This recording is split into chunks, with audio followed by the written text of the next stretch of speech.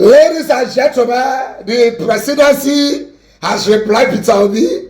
They have given him bad news. You know, Peter Obi tweeted, only 2 days ago, 3 days ago, he was complaining about the money where they want to build vice president's house.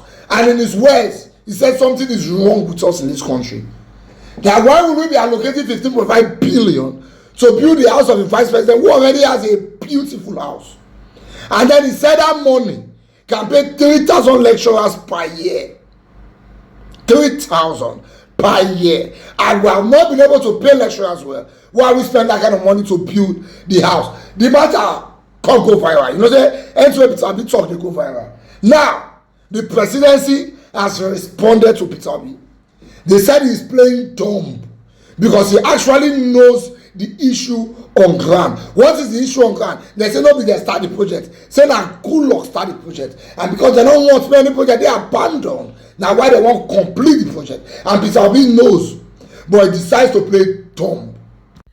The Bola Tinubu presidency has claimed that the project for the construction and renovation of the Vice President Kashim Shettima's residence was started and funded in 2010 by the administration of former President Goodluck Jonathan. This was stated in a release on Tuesday in Abuja by the Senior Special Assistant to the President on Media and Publicity in the Office of the Vice President, Stanley Nkwosha, who revealed that the Tinubu government inherited the project from its predecessors. The statement also scolded Peter Obi, the Labour Party candidate in the February presidential election, for attempting to incite public outrage against the Bola Tinubu administration over a budgetary provision for the completion of the Vice President's residence.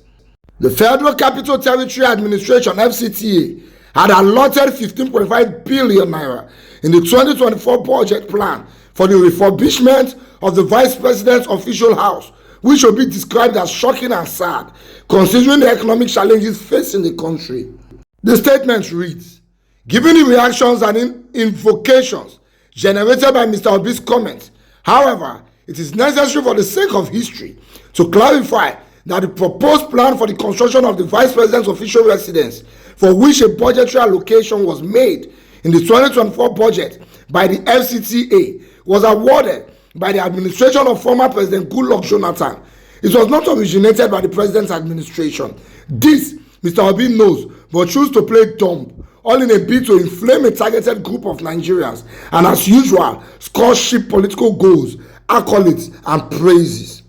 The project, which was reinitiated in 2010 and was funded by the Jonathan administration, was abandoned, appalled by the sorry state of the uncompleted building that has now been overtaken by weeds and reptiles over a decade after construction started about 13 years ago. The current FCTA minister, Nyesom Wike, felt it would be a good waste to allow such a project started with public funds to continue to lie fallow. Thus, in his wisdom, and without the prompting of the Vice President, decided to resuscitate the building. We invite more cerebral Nigerians to cross-check properly, which should be considered a waste, between Obi's tantrums because the project has attracted government attention, given the decision by the current administration to complete vital abandoned projects.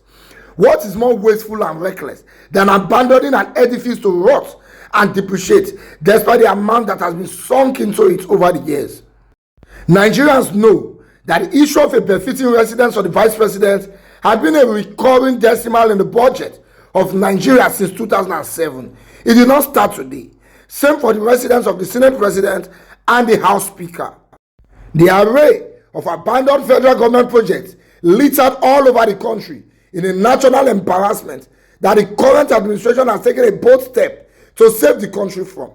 This is why it had made it a priority that all abandoned projects must be completed before new ones are initiated, save for some on exceptional basis, either because of the need for strategic alignment or economic significance. I could like this quarrel. Thank God.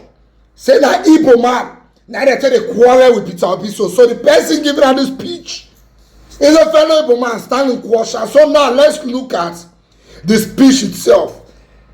The reason they want to build that house or complete that project with 15.5 billion is because it is an abandoned project. And this administration has decided that they want to complete all abandoned projects before starting new ones. Except, there's an exception, except for those ones that have that will need strategic alignment, or they have to be left because of economic significance. That is, we don't look and say, based on the economy, no, we don't attend to this one or this one first.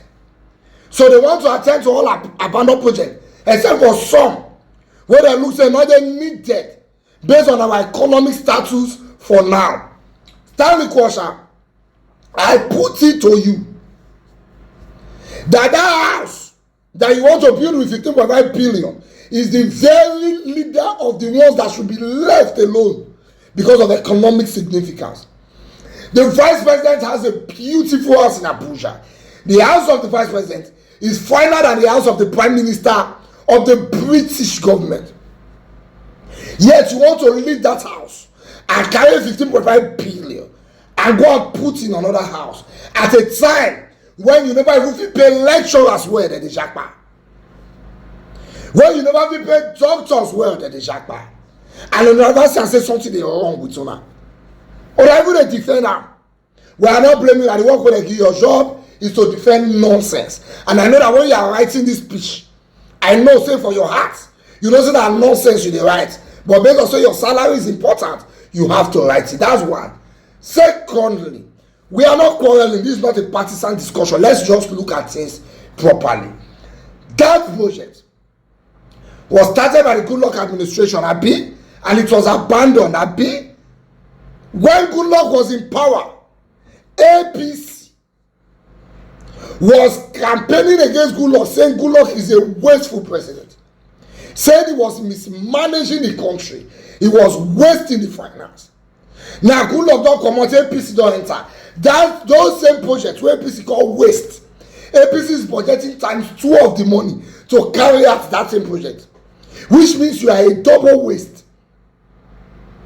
Because Goodluck budgeted 7 billion for that project. Today you are budgeting 15.5 billion. Double the price, which means you are 2 times a waste than Goodluck Jonathan. Let everybody look into this thing properly, because you are blaming Peter Obi for trying to incite outrage against the administration. It's not Peter Obi that is inciting outrage. There's outrage already. We are tired of you. Even the people that voted, they are tired of you. Let me even shock the presidency. One of the advantage you have will make the whole of Nigeria never start to complain against you. Now this tribal card will take ground. Some Yoruba people they vex for Igbo people. Some Igbo people they vex for Yoruba people. So they don't want to actually blast you. May not be like say they leave their brother called the support Igbo man. Once they can fix their tribal quarrel, they know that your government is a useless one. All of us know. And by the grace of God, we will fix this tribal quarrel, so that we can have focus on you. Because now, if like who won't go rob person house, the person get dog. He can't throw meat, give the dog. The dog got a battle with the meat while I'm driving the pass. Now not to us. On our throw tribal meat give us. We got a battle with the meat. While you keep doing the nonsense you are doing. Oh, now don't hear the amount so they want to build family Yamila house. Chief of staff, have you heard the amount allocated to renovating his own building? I go play for the next news.